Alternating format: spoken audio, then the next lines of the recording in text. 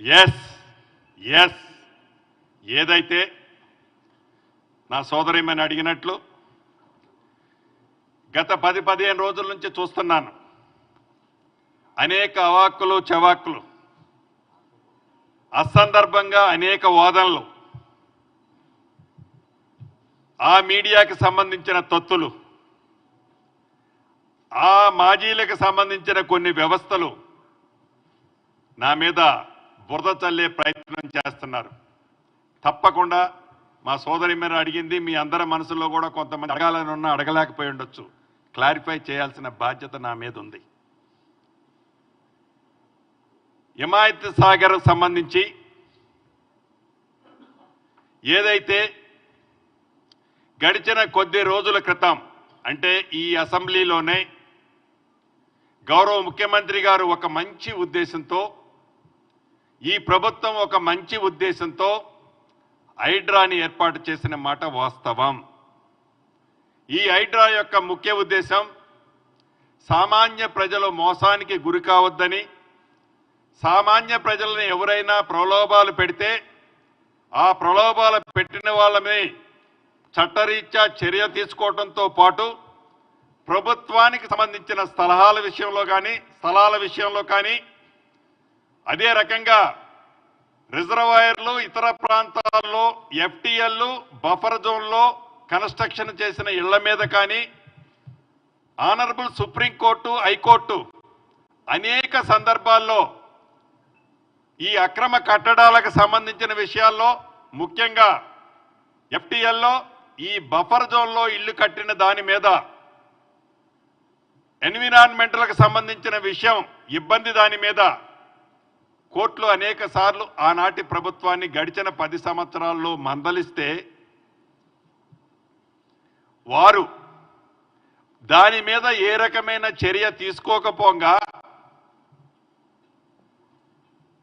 వారి కళ్ళు సైగల్లోనే వారికి సంబంధించిన మనుషులు, వారి కుటుంబం, వారి మంది మార్బలమే ఈ ఎఫ్టీఎల్ బఫర్ జోన్లో అనేక ఇళ్లు కట్టిన సందర్భం మనకు తెలియంది కాదు. నిన్న మొన్న కోర్టు కూడా ఒకటి డైరెక్షన్స్ ఇచ్చారు గౌరవ ఆనరబుల్ చీఫ్ జస్టిస్ గారు. ఇక మాటకు ముందు, మాటకు మధ్య, మాటకు చివర రెవెన్యూ మంత్రి ఇల్లు హిమాయత్ సాగర్ ఎఫ్టీఎల్లో ఉంది. రెవెన్యూ మంత్రి ఇల్లు హిమాయత్ సాగర్ బఫర్ జోన్లో ఉంది. రెవెన్యూ మంత్రి ఇల్లు ఇట్లుంది అట్లుంది అని ఆనాటి ఎంఐయుడి మినిస్టర్ గారు, వారి తొత్తులు ఇతరత్రా మాట్లాడుతున్నారు. నేను ఈ వేదిక ద్వారా ఒకటే ఛాలెంజ్ ఇస్తున్నాను.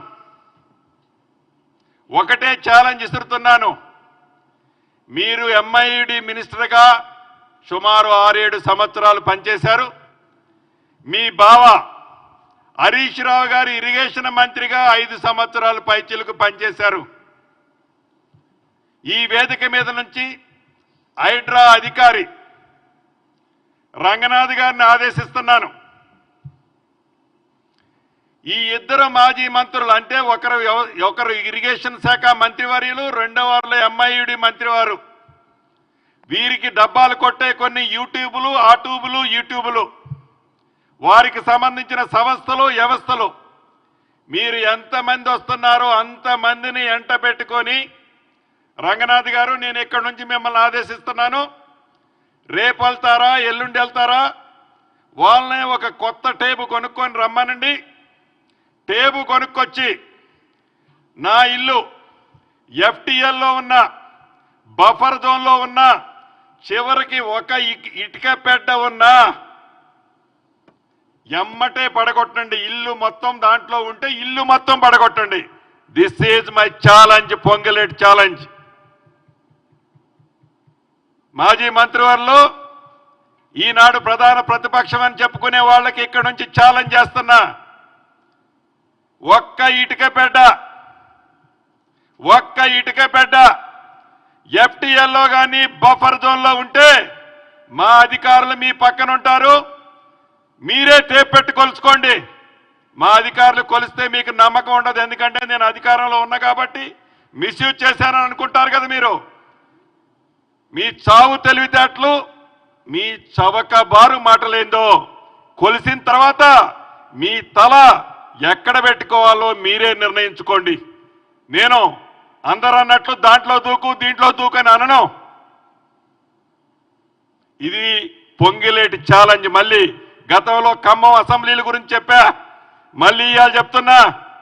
ఈ రోజు కాదు, ఏ రోజైనా నీతోనో నీ మామతోనో నీ బావతోనో చెప్పించుకునే ఛాన్స్ ఈ పొంగిలేటి ఎప్పుడు ఇవ్వడు, ఇవ్వబోడు కూడా. గుర్తుపెట్టుకో, ఎదట వాళ్ళని విమర్శించడానికి ముందు, ఎదట వాళ్ళకి రాయేయటానికి ముందు మీ పడవ ఎట్లా మునిగింది, మీ పడవ ఎట్లా మునిగింది, మునిగిన పడవని ఏదో తాపత్రయపడి లేపటం కోసం, ఏదో చేయటం కోసం, నీ ప్రతిపక్షం అనే హోదాని కాపాడుకోవటం కోసం మీరేదైతే తాపత్రయపడుతున్నారో దాన్ని ఒక రెవెన్యూ మంత్రిగా నన్నేదో ముందు బూచిని చూపించి ప్రజలని మభ్య పెట్టాలని చూస్తున్నారో నేను ఛాలెంజ్ ఇసిరాను. నేను కూడా రాను. మా అధికారులు వస్తారు, అధికారులను ఆదేశించాను. డేట్ ఎప్పుడో మీరు కమ్యూనికేట్ చేయండి. అధికారులు అక్కడే ఉంటారు. ఎన్ని ప్రొక్లైనర్ కావాలంటే అన్ని పెట్టుకొని రెడీగా ఉంటారు. నేను అక్కడే నివసిస్తున్నాను. కానీ మీలాగా మీరు నివసించే ఇల్లు ఇది నాది కాదు, నా ఫ్రెండ్ దగ్గర లీజుకు తీసుకున్నాను, అదని ఇదని మీరు చెప్తుంటారే. ఒక అబద్ధానికి 100 అబద్ధాలు చెప్పారు అనటానికి ఒక చిన్న నిదర్శనం చెప్తాను.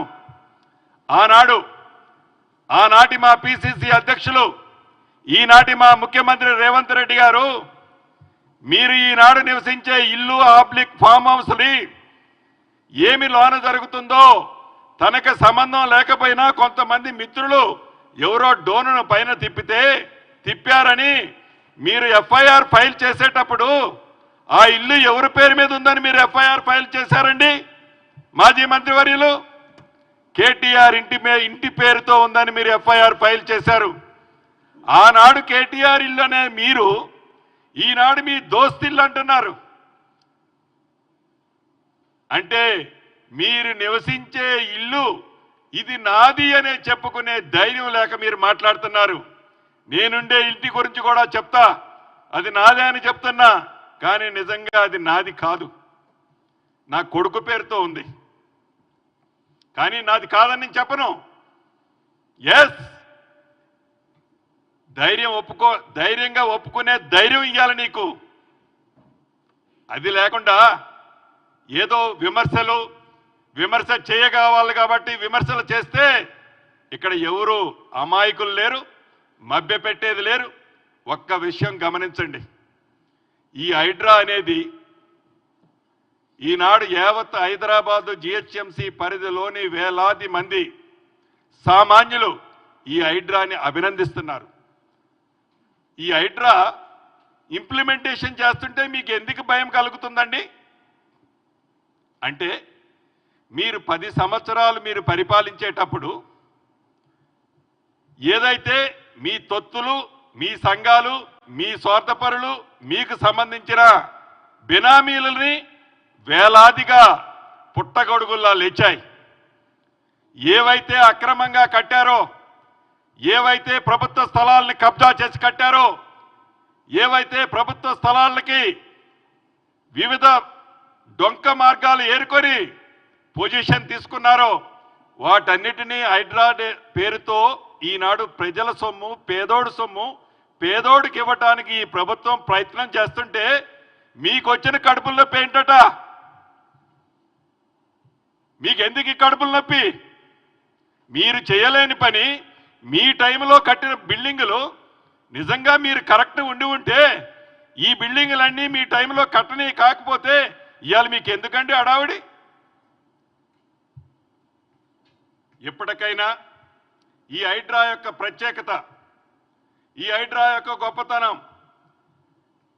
తప్పకుండా సామాన్య ప్రజలకి ఉపయోగపడేది ఈ కార్యక్రమం.